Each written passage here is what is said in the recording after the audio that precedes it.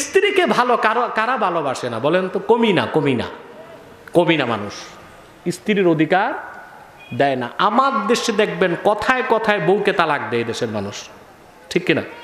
বিনা কারণে। প্রতি বছর আমাকে 50 থেকে 60টা তালাকের ফতুয়া দিতে হয় লিখে।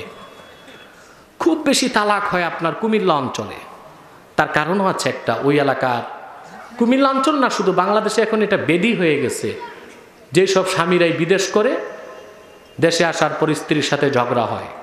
কি হয়? ঝগড়া তো হবেই। আপনি বিয়ে করে গেলেন, 10 বছর খবর নাই, কুয়েত কাতারে চাকরি করলেন, টাকা পাঠাইলেন তাও মায়ের অ্যাকাউন্টে না বউয়ের অ্যাকাউন্টে। বউ তো পাইছে $1 ঠিক কিনা? ভ্যানিটি ব্যাগটা একটা নিয়া বন্ধু একটা বানায় চিটাং নিউ মার্কেট ঘুরে, ঠিক কিনা? কথা বলেন, বাস্তব না অবাস্তব? 10 বছর পর বেকুব স্বামী এসে দেখে ব্যাংকের অ্যাকাউন্টও খালি, ঘরের বিছানাও খালি। তার হবেটা কি? কখনো যুবকরা এই কাজ করবেন না। বিদেশ করেন ভালো কথা, অন্তত 2 বছরে একবার বাড়ি আসেন। কথা বলেন, একটু স্ত্রীর সময় টময় দেন নাকি?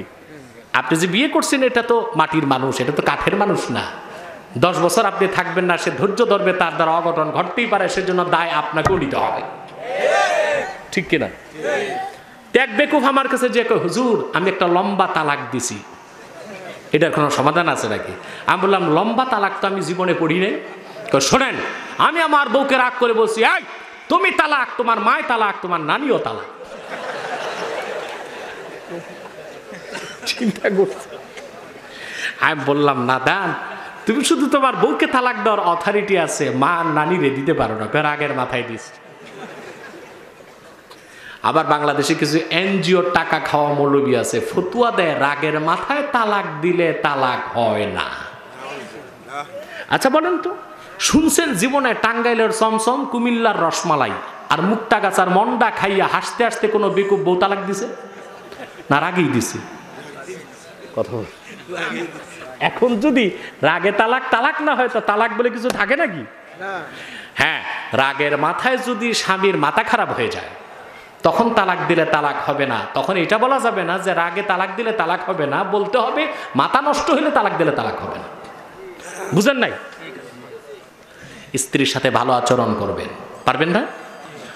রাসূলুল্লাহ বলেছেন, মা আকরামান নিসা ইল্লা কারীম ওয়া মা আহানাহা ইল্লা লাঈন।